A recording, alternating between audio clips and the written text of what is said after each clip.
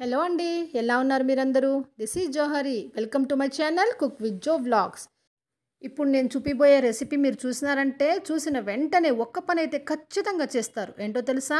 వెంటనే లేసి చికెన్ షాప్‌కి వెళ్ళిపోతారు. మరి అంతటి అద్భుతమైన ఈ రెసిపీ చూసే ముందు నా ఛానల్‌ని సబ్స్క్రైబ్ చేసుకోండి.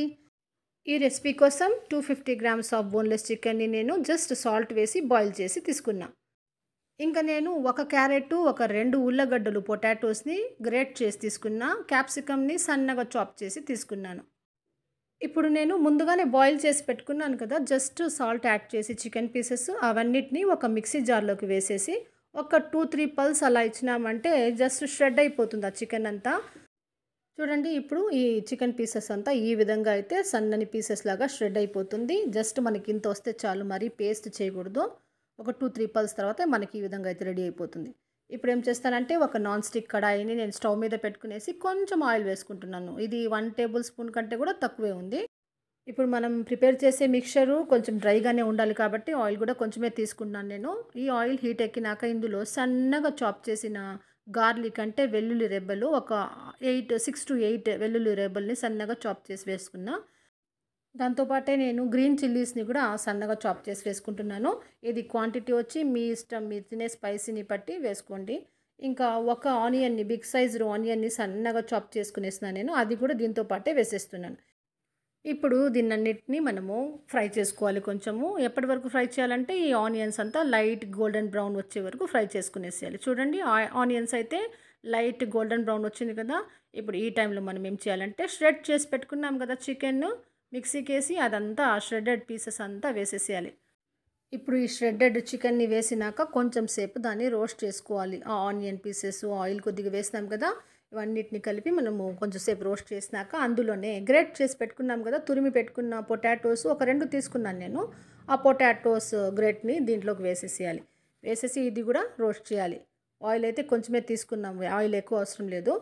ఇంకా ఇవన్నీ కలిపి కూడా కొంచెం సేపు రోస్ట్ చేసుకోవాలి. ఇది ఆలు కూడా నేను పొటాటో కూడా ముందుగానే ఏం బాయిల్ చేయలేదు. జస్ట్ దాన్ని గ్రేట్ చేసినాను, తురిమినాను అంతే.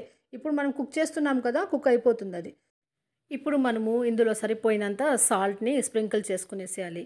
ఇందాక మనము చికెన్ బాయిల్ చేసేటప్పుడు కూడా కొంచెం సాల్ట్ వేసినాను నేను. అందుకే ఇప్పుడు చూసి జాగ్రత్తగా సరిపోయినంత వేసుకునేసి స్ప్రింకిల్ చేసినాక మొత్తంగా సాల్ట్ ఈవెన్‌గా కలిసేటట్టుగా మొత్తం కలిపేసేయండి. ఈ రోస్టింగ్ ప్రాసెస్‌లోనే ఆల్మోస్ట్ మనం పొటాటో అయితే కుక్ అయిపోయినట్టే. ఇప్పుడు ఈ టైంలో మనము ఇక్కడ సన్నగా చాప్ చేసి పెట్టుకున్న క్యాప్సికమ్ పీసెస్‌ని వేసిస్తున్నా. దాంతో పాటుగా క్యారెట్ గ్రేట్ చేసి పెట్టుకున్నాను కదా! అది కూడా వేసేస్తున్నాను. వావ్! చూస్తున్నారా? క్యారెట్ వేసిన వెంటనే ఈ డిష్‌కి అందం వచ్చేసింది గదా! ఈ క్యారెట్ యొక్క ఆరెంజ్ కలర్ చాలా బ్యూటిఫుల్‌గా ఉంటుంది కదా!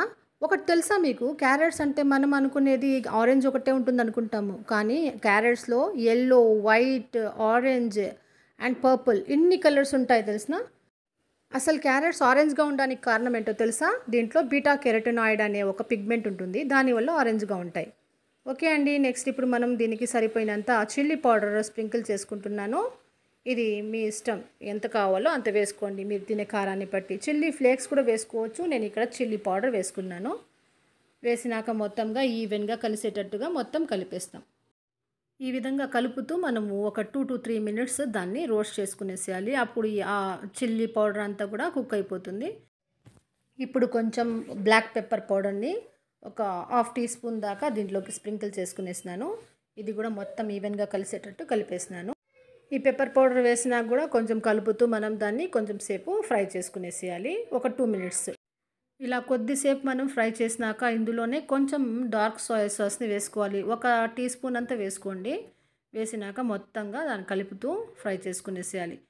ఈ ప్రాసెస్‌లో ఎక్కడ కూడా మనం వాటర్ అయితే యాడే చేయలేదు. జస్ట్ కొంచెం ఆయిల్‌లో ఇవన్నీ వెజిటబుల్స్ ఫ్రై చేస్తున్నాం. చూస్తున్నారా? ఎందుకో తెలుసునా? బికాజ్ మనం దీన్ని ప్రిజర్వ్ చేసుకోవచ్చు. 1 మంత్ దాకా దీన్ని ప్రిజర్వ్ చేసుకోవచ్చు. మనం తయారు చేసే చికెన్ మయో రోల్స్‌ని ఒక 1 మంత్ దాకా మనము ఫ్రీజర్‌లో పెట్టుకునేసి మనం ఎప్పుడు కావాలో అప్పుడు దీని యొక్క టేస్ట్‌ని ఎంజాయ్ చేయొచ్చు. అందుకే నేను వాటర్ ఎక్కడ యాడ్ చేయలేదు.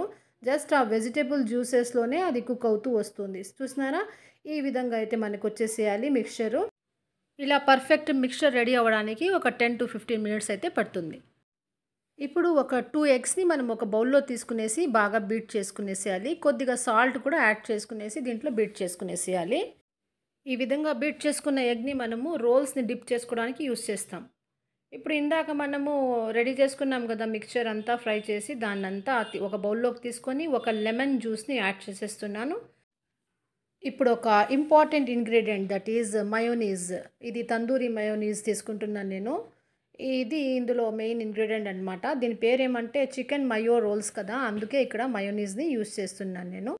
ఈ మయోనీస్ వేసినాక బాగా మిక్స్ చేసుకునేస్తున్నాను. ఇప్పుడు ఇందులోనే ఇంకొక important ingredient that is coriander. కొరియాండర్ని సన్నగా చాప్ చేసేసి ఎక్కువగా కలుపుకోవాలి. ఇది దీనికి మంచి టేస్ట్ని ఇస్తుంది ఈ రోల్స్కి. సో మన చికెన్ మయో రోల్స్ తయారు చేసుకోవడానికి కావాల్సిన మిక్స్చర్ అంతే రెడీ అయిపోయింది. ఇప్పుడు దీన్ని పక్కన ఉంచుకునేస్తున్నాను. ఒక ప్లేట్లో మైదా పిండి తీసుకుంటున్నాను నేను, దాంతోపాటు బీట్ చేసిన ఎగ్.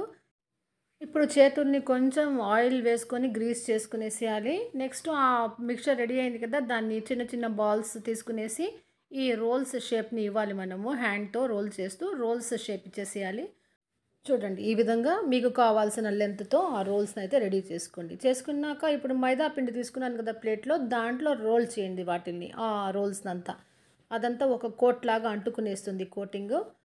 ఈ విధంగా కోట్ చేసుకున్న రోల్స్ అన్నిటినీ 1 బై 1 మనం ఇక్కడ బీట్ చేసి పెట్టుకున్నాం కదా ఎగ్, దాంట్లో జస్ట్ అలా వేసి డిప్ చేసేసి తీసేసేయాలి. ఈ విధంగా డిప్ చేసుకున్న రోల్స్ అన్నిటినీ మనము బ్రెడ్ క్రమ్స్లోకి రోల్ చేసుకోవాలి. బ్రెడ్ క్రమ్స్ అంటే ముందుగానే నేను ఏం చేసినానంటే బ్రెడ్ స్లైసెస్ అంతా కొంచెం గాలి కోసం అట్లా పెట్టి వాటిని అన్నిటిని మిక్సీలోకి వేసేసినాను. సన్నని క్రమ్స్ తయారైనాయి, దాంట్లో డిప్ చేసేసినాను నేను. రోల్ చేసి మనం కావాల్సిన షేప్ ఇచ్చేసి వాటిని అన్నిటినీ ఒక ప్లేట్లోకి అరేంజ్ చేసుకునేసేయాలి. చూడండి, ఈ విధంగా మనం హ్యాండ్స్తోనే మనం దానికి మంచి షేప్ని ఇస్తూ రోల్స్ అయితే రెడీ చేసుకున్నాము. ఒక రోల్ అయితే రెడీ అయిపోయింది. దీన్ని నేను ఒక ప్లేట్లో పెట్టుకున్నాను. ఇదే ప్రాసెస్ని ఫాలో చేసి నేను అన్ని రోల్స్ కూడా రెడీ చేసుకునేసి ప్లేట్లో పెట్టుకునేసినాను. వన్స్ ఈ రోల్స్ అన్నీ రెడీ అయిపోయినాక వీటిల్ని మనం తీసి ఫ్రీజర్లో ఒక 1/2 అవర్ పెట్టేసేయాలి. పెడితే అవి మంచి షేప్ని రిటైన్ చేసుకుంటాయి. సో వాటికి స్టిఫ్నెస్ ఇవ్వడం కోసం మనం దాన్ని 1/2 అవర్ టు 1 అవర్ ఫ్రీజర్లో పెట్టేసి మళ్ళీ తీసుకోవచ్చు.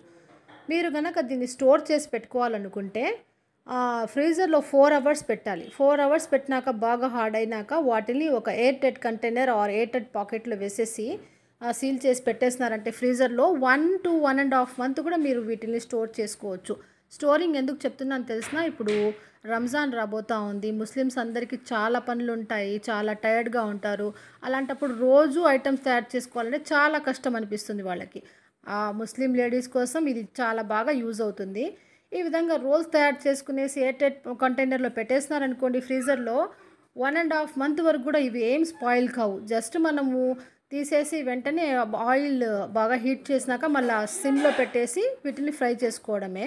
సో ఇదైతే ప్రిజర్వ్ చేసుకున్నాక చేసుకోవడం కోసం ప్రాసెస్. లేదంటే మీరు అప్పటికప్పుడు తయారు చేసుకోవాలంటే జస్ట్ 1/2 అవర్ ఫ్రీజర్లో పెట్టేసి అవి మంచి షేప్ రిటర్న్ చేసినాక మనం ఫ్రై చేసుకోవడమే.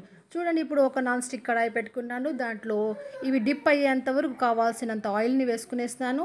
ఆయిల్ ఒక బాగా హీట్ అయినాక దాన్ని మీడియంలో పెట్టేసినాను. ఇది బ్రెడ్ క్రమ్స్తో కోట్ చేసినాం కనుక మనము ఫ్లేమ్ని అయితే హైలో ఉంచకూడదు. తొందరగా అవి రెడ్ అయిపోతాయి, లోపలైతే కుక్ అవ్వవు. అందుకనేసి మనము ఈ మీడియం ఫ్లేమే పెట్టేసి 1 బై 1 ఎక్కువగా కూడా వేయకూడదు. ఇవి 7 to 8 అలా వేసేసినారనుకోండి, ఆ ఆయిల్ యొక్క టెంపరేచర్ అసలే మనం సిమ్లో ఉంచుతాం కాబట్టి అవి తొందరగా డిక్రీజ్ అయిపోయేసి ఇవి సరిగా కుక్ అవ్వవు అనమాట, అవి ఓపెన్ అయిపోతాయి. అందుకనేసి మనం ఫ్లేమ్లో అయితే మీడియంలోనే ఉంచేసి ఈవెన్గా ఈ రోల్స్ అన్నిటిని మనం డీప్ ఫ్రై చేసుకునేసేయాలి.